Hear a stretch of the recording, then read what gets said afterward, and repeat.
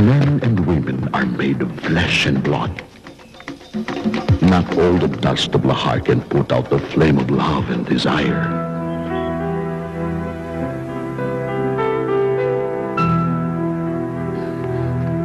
Mahal kita, Greg. Naguguluhan ka lang. Magbihis ka.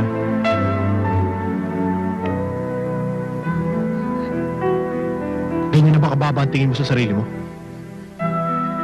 Buhay ko to. Huwag mo akong pakialaman. Huwag mong pagpilitan ang sarili mo sa akin. Hindi ako kailanman iibig sa'yo. Siya nga pala, mga kababata ko at ang aking best friend.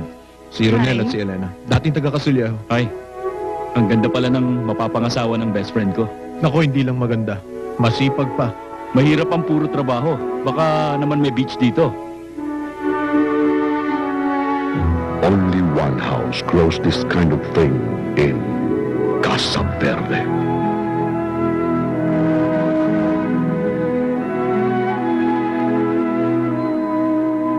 Hindi kami naging maligaya sa pagsasama namin, Greg. Mahal ka ni Ronel. Noon nga. A woman with a past.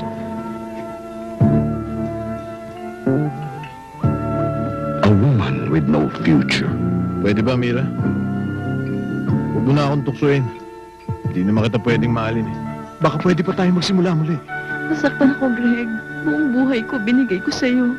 Pinaglaruan mo lang ako. A woman who lives only for the present. Casa Verde.